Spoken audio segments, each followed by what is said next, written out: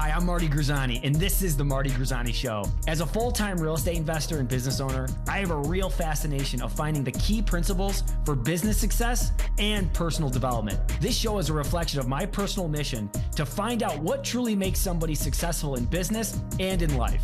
We will find tools and tactics that they've used to reach those levels. If you're the type of person is not satisfied with average and you have a hunger for learning that will never cease, this show is for you. Welcome to the show. And here we are. Welcome back to another episode of the Marty Grizzani Show. I am your host, Marty Grizzani, and it's another one-on-one. You know, we're just going back to back to back to back. All right? Me and you and me, we're going to figure this out together. I got some great things that we're going to talk about. I'm going to talk about some mindset stuff, some things I've been really thinking about. I always like to do that. I have some things I learned on our first commercial real estate deal that I'm excited to share, and then also some questions and answers. I got some questions, and I've answered them to my best of my abilities for the experience and knowledge that I have. So let's just jump right into it. One of the things I've been thinking about the last couple of weeks, one of my mentors was talking about it, and I wrote it down, and I wrote it down again, and I wrote it down a third time to really understand it, because it was profound the first time, but then it was like you really, digging down to the nitty gritty of it. And what they said was, money is directly proportional to the value that we add. And wealth, which is different than money, is directly proportional to the number of people that we serve over time. And I thought that was fantastic. And it makes a lot of sense when thinking about real estate, thinking about what we're doing, the value that we create in a, let's just say, for example, part of our bread and butter for so long here at our company, for, Matt and I, has been, finding a property that is in disrepair and adding value to it, right? Rehabbing that property and then selling it retail to a new family and, capturing that value that we created. Where I think that wealth side is, the wealth being directly proportional to the number of people you serve over time, that is so much more inspirational. It gets me more energized than the day-to-day transaction of the money of adding value or adding value to have the money, but more, how do I serve people and how do I create value to my, my employees, my contractors, my listeners, people that, that I am inspired by? How do I give them value? How do even people that I, maybe just come in contact with for the first time, how am I able to serve them? What's in it for them? For you watching right now, for you listening right now, what is in it for you? That's what I'm thinking about. Like, how am I going to be able to serve you today? And at least this has now become more apparent of, like, in my head, this is what I thought was valuable. I always did. Because I've gotten so much value from other podcasts and from other videos, and, because I was just an absolute maniac on YouTube University, right? When I first started in 2013, 14, I loved watching videos because I can't really learn reading a book. I need to see it. I need to see the examples. I think there's so many people that do a really good job of this, by the way, that can, like, put it in writing. I wish they could put it on video. And you might be thinking the same thing, like, Marty, put it on video of, like, the actual techniques of real estate investing. And maybe that's something that I really should do. because it's been so helpful for me. But the point is, giving value to people is really the wealth. And it might not just be through, monetary wealth. It just from like that feel good wealth, that the sharing of, my ideas to someone else, or seeing it being implemented and them going, hey, that was, Marty really helped me. And I think that means a lot just for like the universe and the universal karma that goes out there. Because if I do a good deed, it may not come back to me, or if I give value, it may not necessarily come back to me, but it might come back to my son and or my family, and that's really important to me. So those are just some things I've been noodling on. And the one that, man, I wish I had this. I need to have a poster of this, like right on my wall. There's two things I need to have a poster of. I'm going to talk to you about them. And one is that you are in complete control of the energy that you bring to a meeting, to a sales call, to a family event, to on and on and on. Like, we are in complete control of that energy. It might be hard to do in some events. You may not want to do that next phone call, and you're not looking forward to talking to that client or that prospect or that, you name it, but you're in control of the energy that you bring. And I've said this before, but especially in tougher times, like we're talking real estate, right? In real estate, if you're an agent or you're an investor, what have you, it's not a super easy job right now, right? It's not 2020. The inventory is super low and the interest rates are super high and it's tough. So how do you differentiate yourself? By bringing energy, because a lot of people are in the dumps. And even if you are in the dumps and it's true, you find a way to have the energy. Find something that will give you energy. Find a reason to have energy, and then bring that energy to that phone call, bring that energy to that meeting, bring that energy to that friend, that family, that someone that you need to give it to spark them up, or to spark up that prospect, to tell them why they should work with you. I think that's critical right now, especially. I think it's really important. So that is another noodling that has been in my noodle.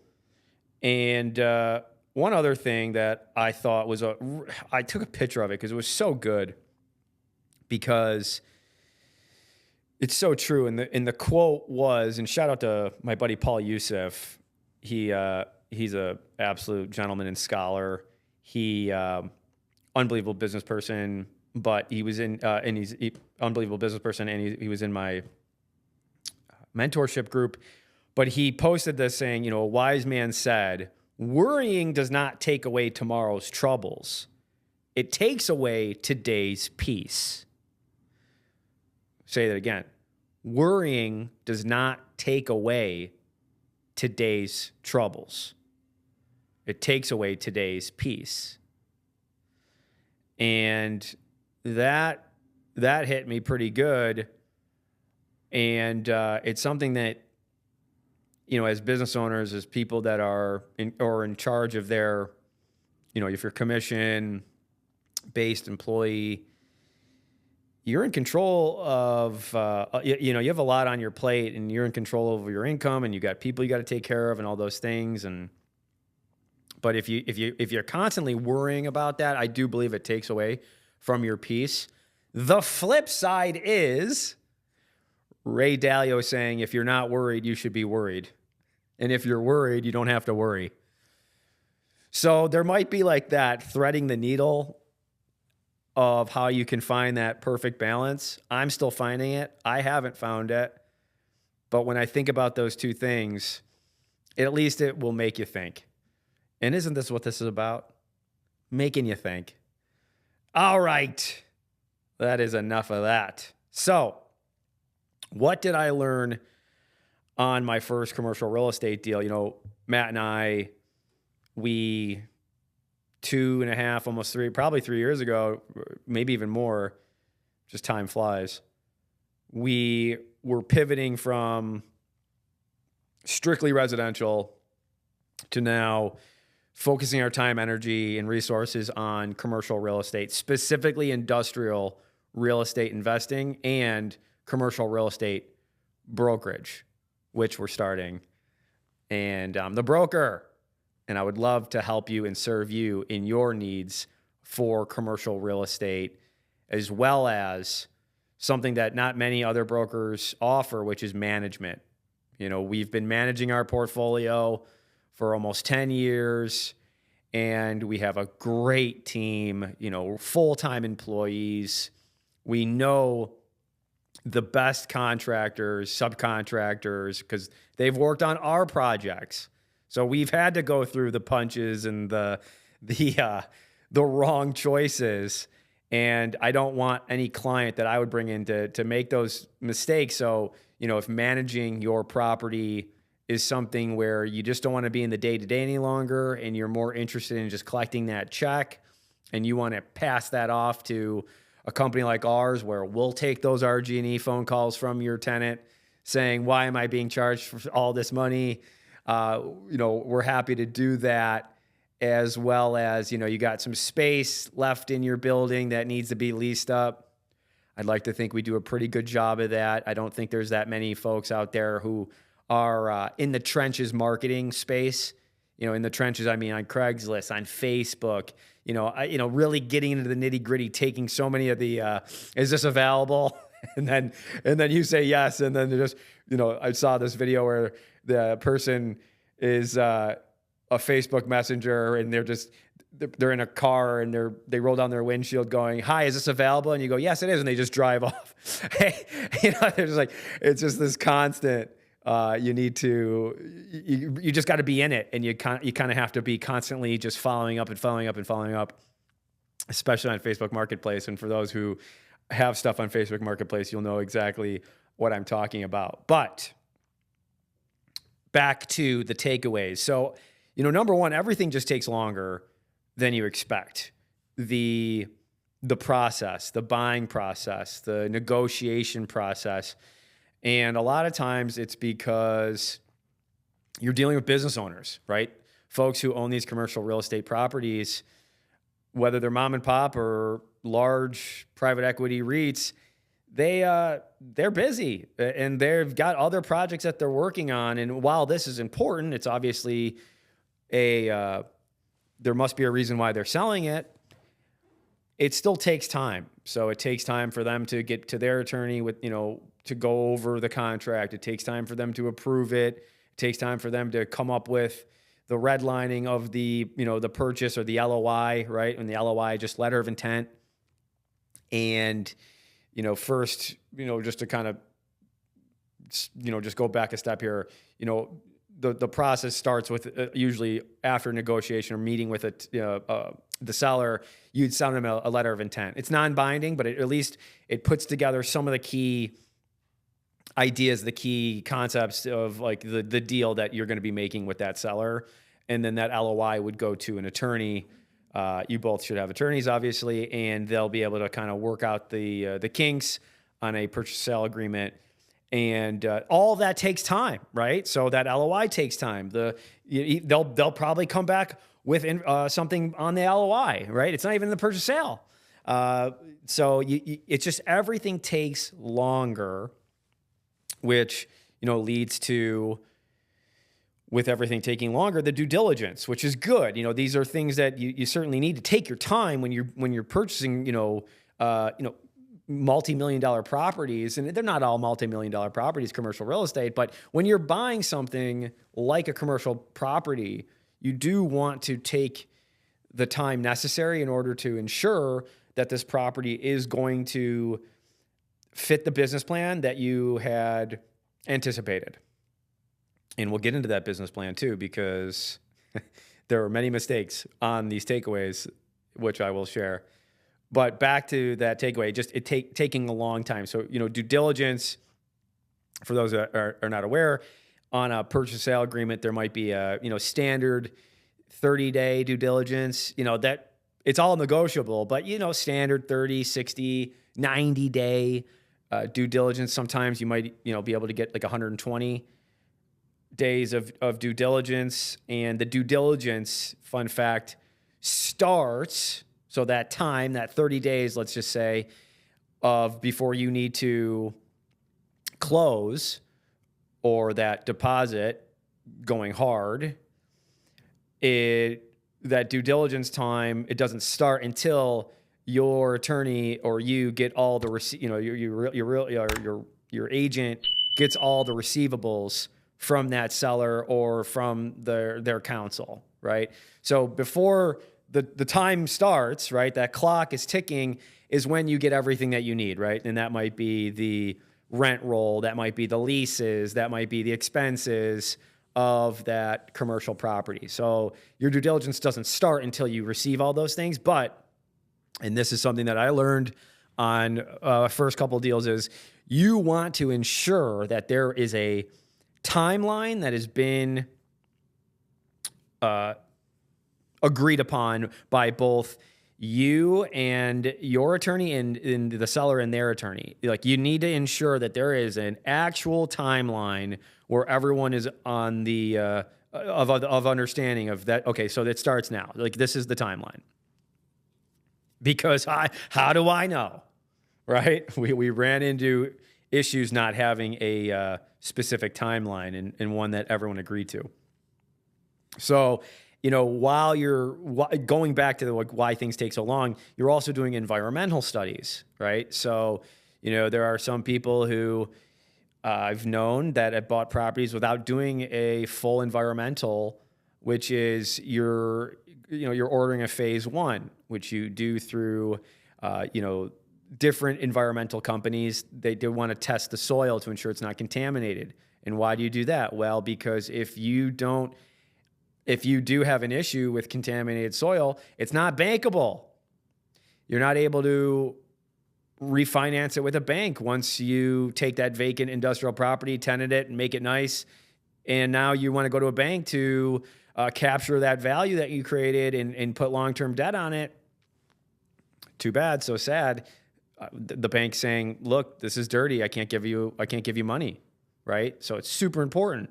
You just got to be aware of it. Doesn't mean you can't do a deal if it's dirty. You just got to know exactly what you're getting into, which typically then after a phase one report, they'll tell you either yes or no in regards to yes, it's good to close. The bank should be fine with it, or no, it might need a phase two. And very, very often, you will need to do a phase two.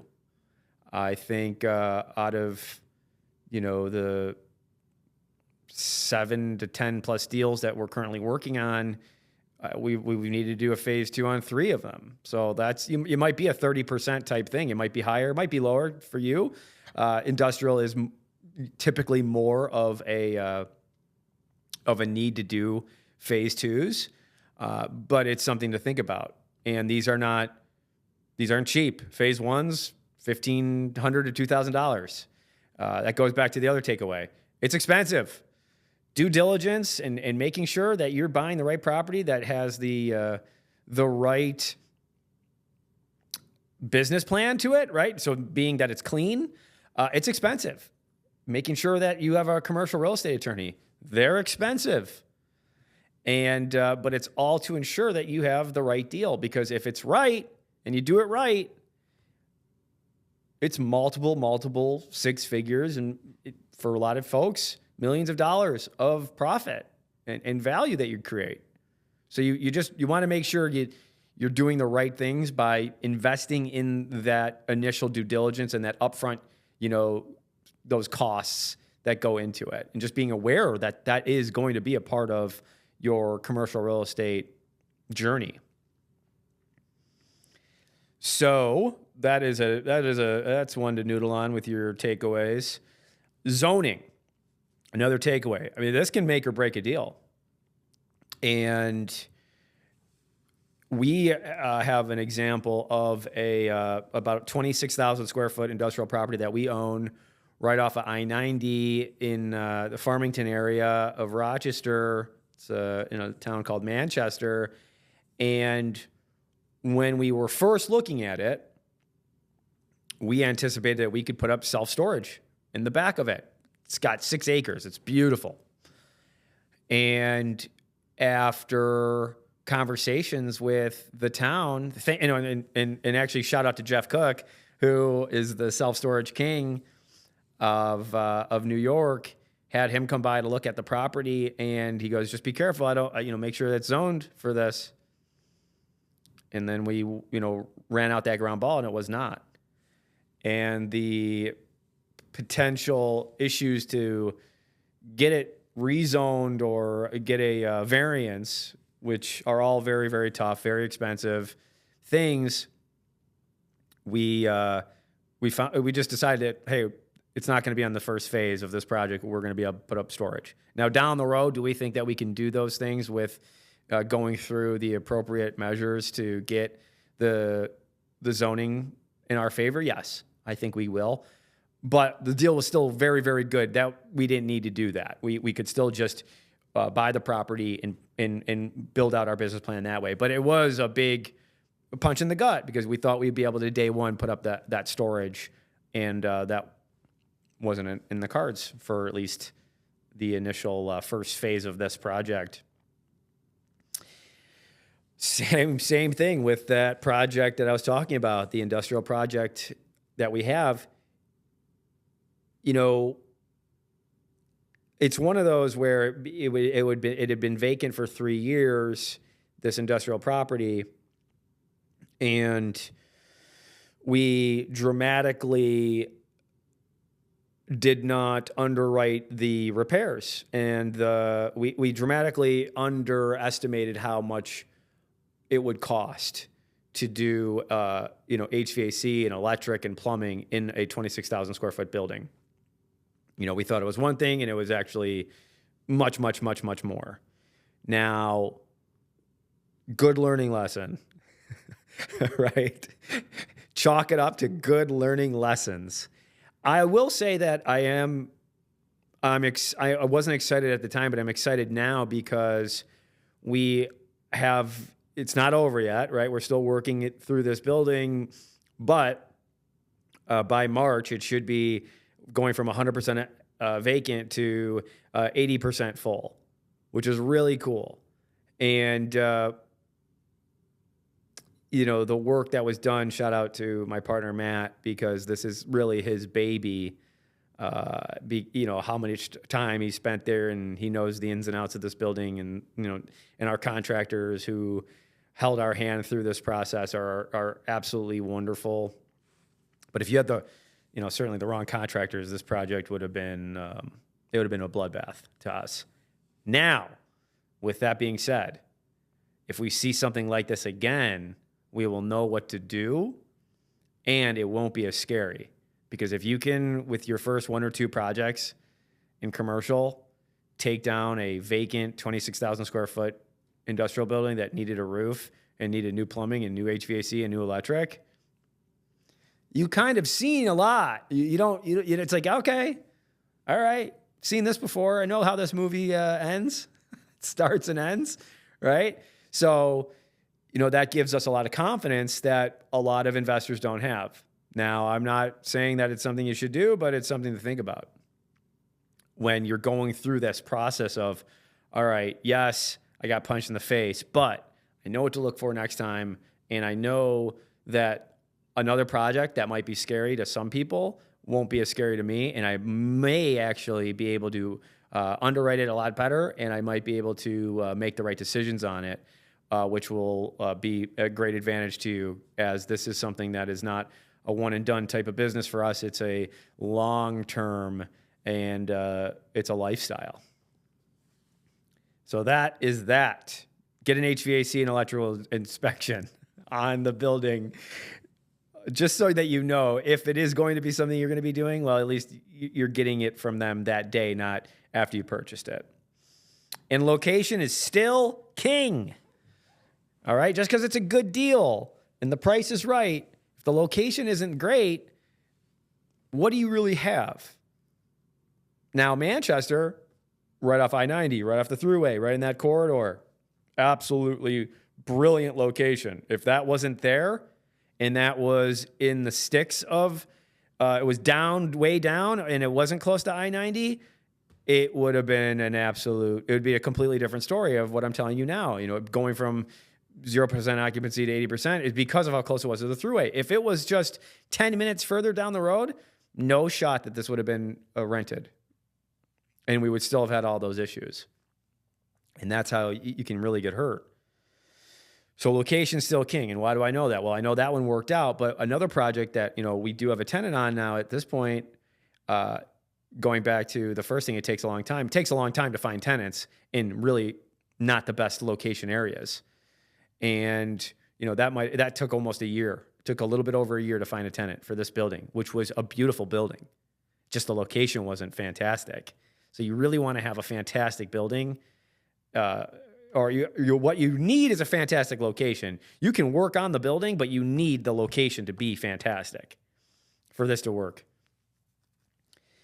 And what I'm saying with that is that for especially industrial, a lot of industrial businesses do not want to be in residential neighborhoods. So this building that we had in the city of Rochester is in a residential neighborhood, and it does not bring in the businesses that we wanted because a couple things that we learned as we're going through this process, which is the roads are narrower in a residential neighborhood.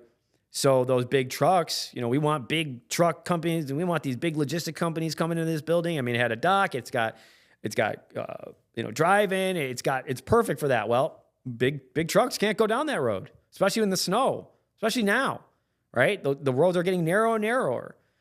They don't like to back in. They don't want to back in into certain. You want to make sure how's this truck going to back into this dock, right? All these things I never thought about. How is this going to ensure that their business is going to be smooth and being able to go fast? And, all these things they take time. They're slow. The truck backing in or the logistics of how the trucks come in and leave, like all those things are so critical for a business that we never thought about. Now we do. Now it's something that's at top of mind when I'm looking at a building. And you really want to ensure that when you're looking at buildings, especially industrial buildings, this is the last takeaway for this, is that ceiling heights are important. Okay.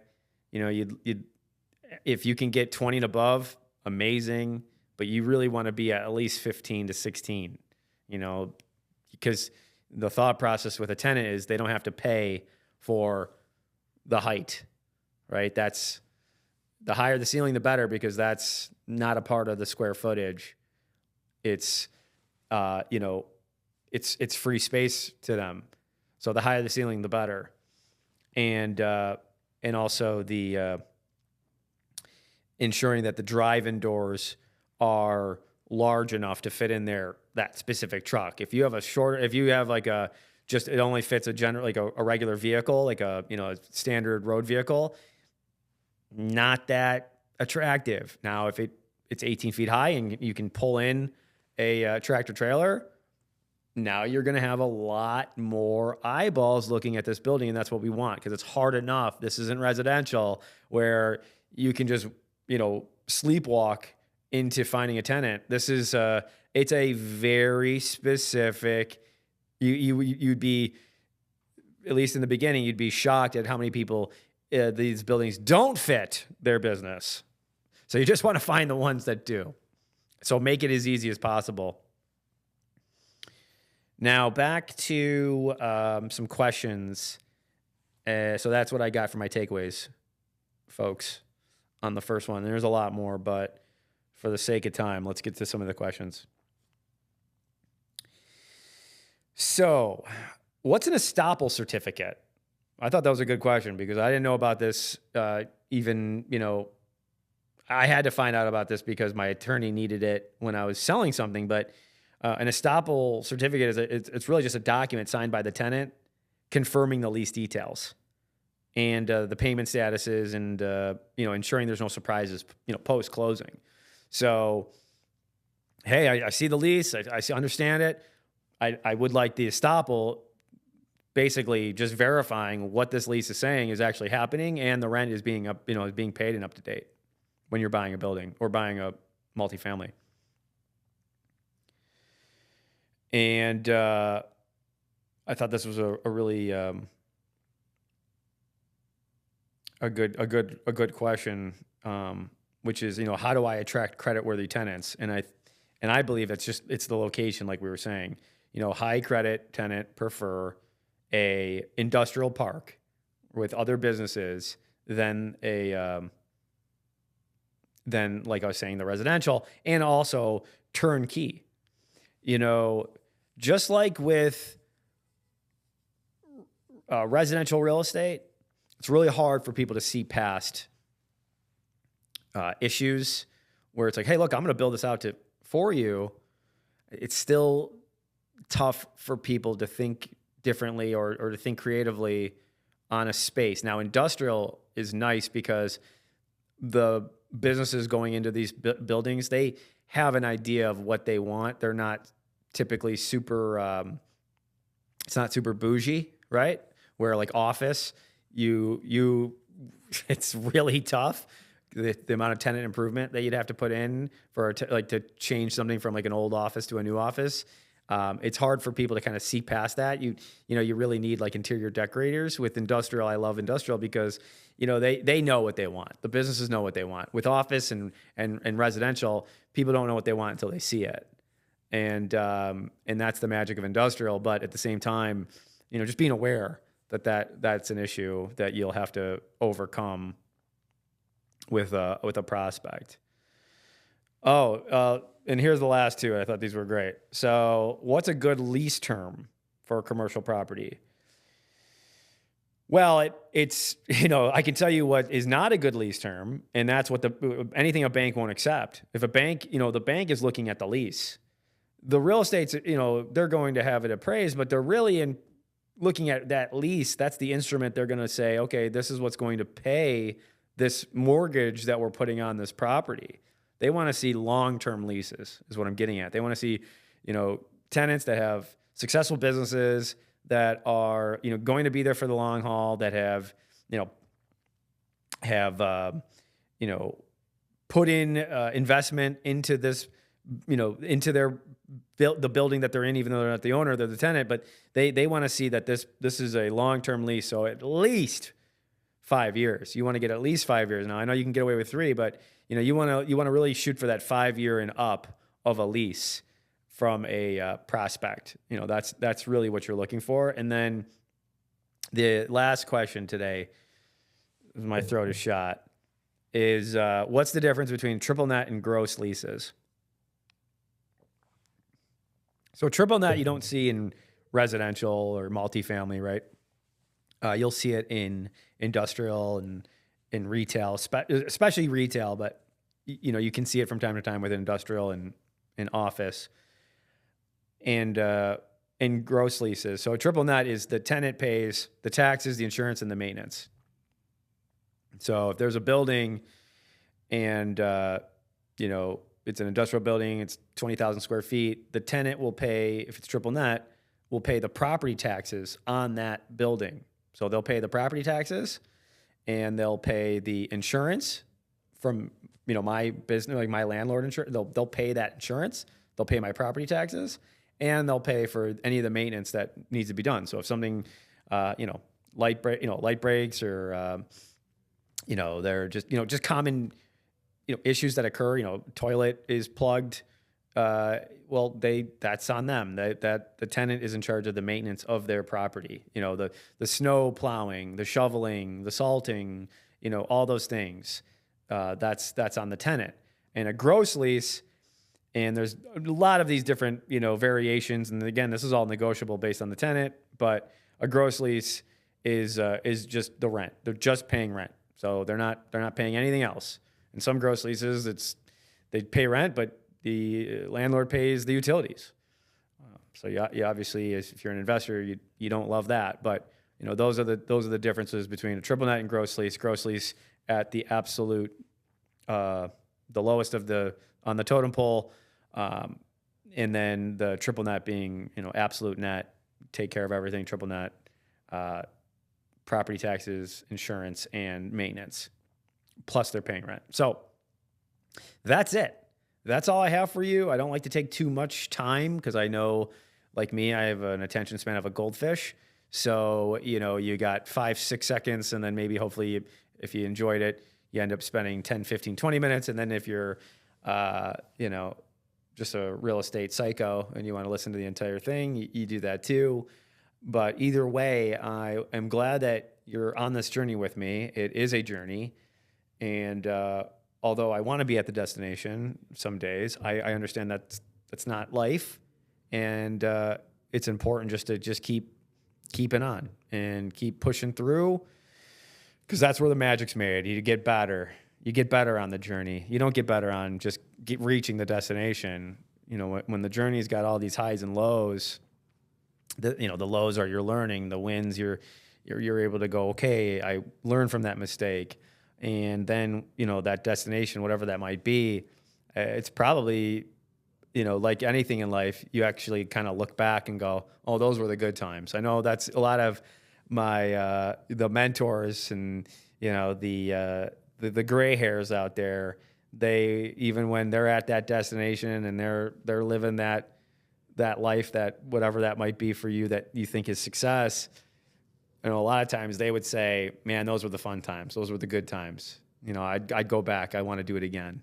So I like to keep that in the back of my head, especially when I'm trying to, hang them up some days, but not today.